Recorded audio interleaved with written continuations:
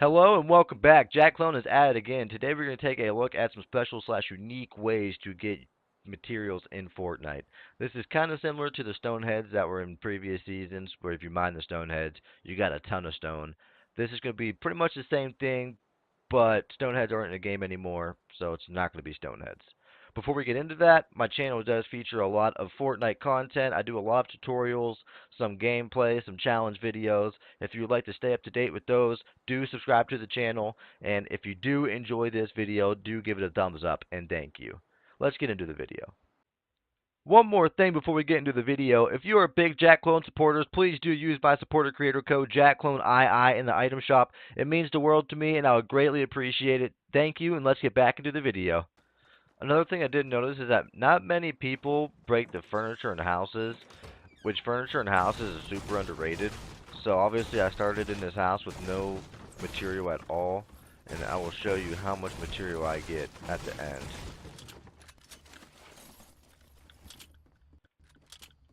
We'll just wait and see what the end material looks like here. Typically, I don't get the metal in the houses because that just takes, too long. Stuff like this I might break just because it's just, two-hit stuff. But for the most part, like the cabinets upstairs, I don't break the cabinets upstairs. It just takes too long.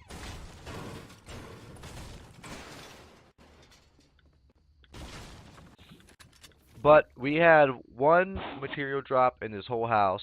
We ended up with 255 wood. Oh, we can get a little bit more.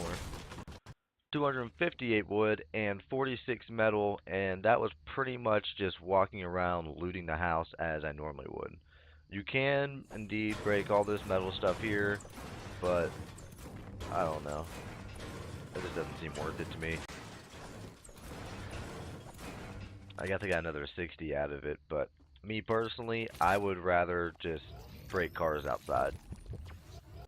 So originally I was going to do this video with actual gameplay to see how many mats you get per item in like a real game situation, but after looking at all the items that I have to go over, it'd take forever to get all the content and all the clips I would need for that video, so I'm going to quickly run through them in a playground situation.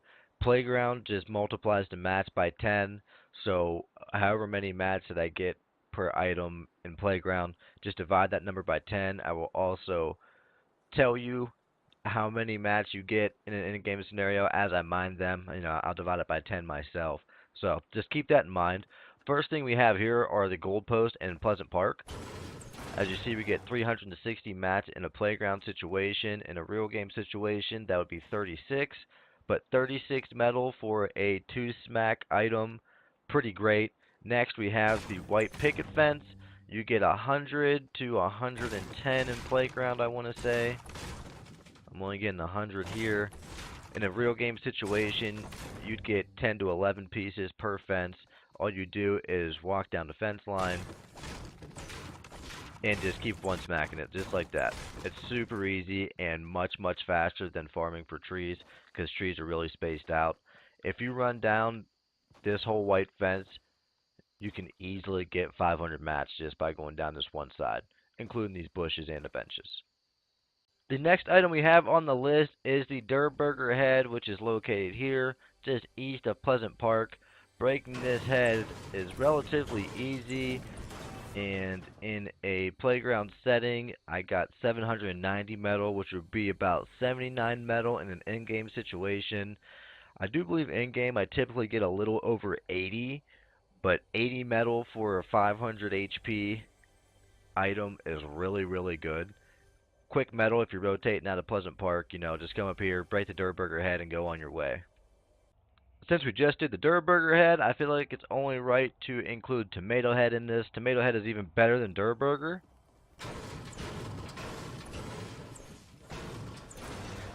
With 400 HP, just like Burger was, you get 1170 mats, which in an in-game situation would be about 117. Again, I feel like I get more than this in-game unless I nerf them before I recorded this video.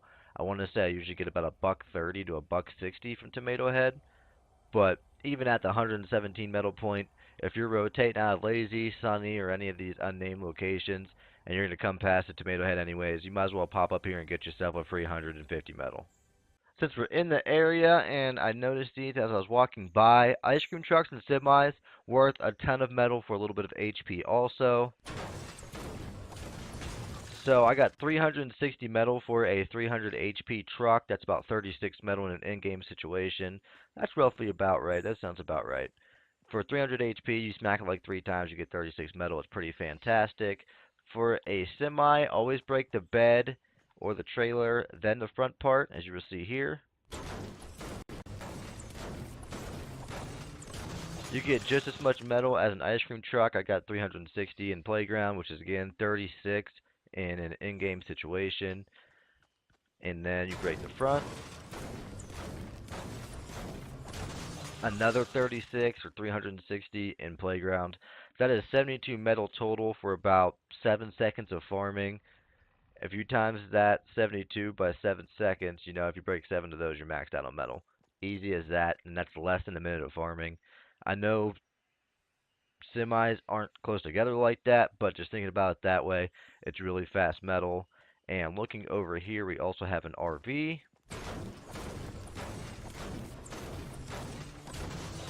Another 360 metal in playground, which is again 36 metal in real game situations. I do know over here by Loot Lake, in this situation here, there's about 6 RVs and some cars all in a small section. Then you obviously have the RV park over here. But if you're rotating out of Pleasant and you don't want to go up to Durburger and you go down this way, it's worth getting those RVs as long as, you know, no one's going to be around. You know, you made sure the coast is clear because you can easily get 300 to 400 metal. The next item we have here is the main reason I wanted to make this video, because the money bags in Season 8 pirate camps are super good for metal. With just one whack, I get 140 metal in playground, which is 14 metal in a real game situation.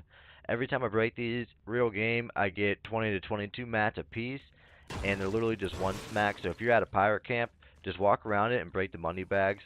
This pirate camp has not that many money bags actually, but most of the ones I've been to, I've gotten anywhere from, you know, 6 to 10 money bags in one place, which is a few hundred metal. With just one smacking all of it and walking past it, you might as well grab the easy metal. The next item I have is in Sunny Steps. This is again a Season 8 exclusive. It might be here after Season 8, but it's only Season 8 at the moment. These statues give quite a bit of stone. So in Playground, I'm pretty much getting 260 brick, which is 26 brick in-game. I know personally I got over 30 brick each statue in-game.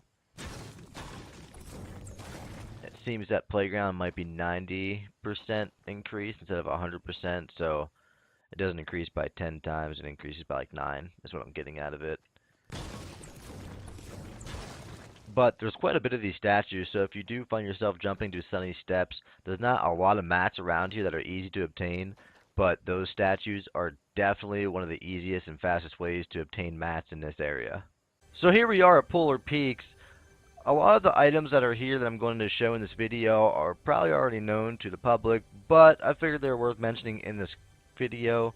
So first thing in Polar Peaks is the big stone table and the chairs surrounding it.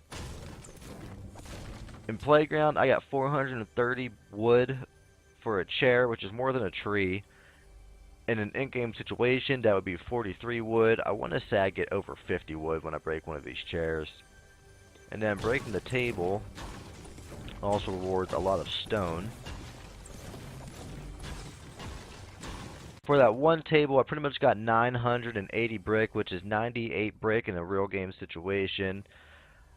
I want to say I get a little bit over 100 brick when I break a big table, but that's not a guaranteed thing, because I don't get to break it too often. I only broke them in the one block that was there.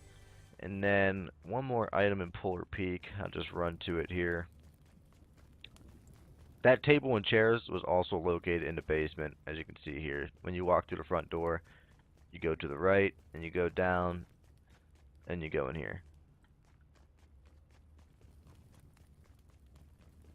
but the last item for Polar Peak would be the throne itself. I did hit this once earlier, as you can see. It's got 50 HP out of it. I got 54 brick from that, so we'll just add that to the end goal here.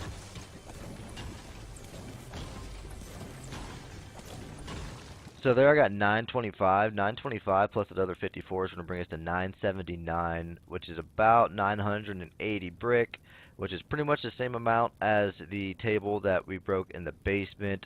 That is 98 brick in an in-game situation, so you probably get a little over 100 brick for breaking that throne also. So if you come to Polar Peak, you can get a lot of stone from breaking this stuff inside and a lot of wood.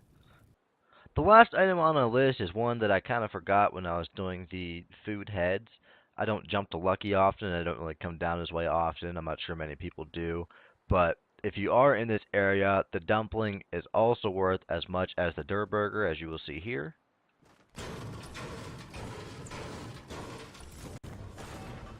Like the Durr Burger, I got 790 metal in a playground situation. So in game, that would be 79 metal.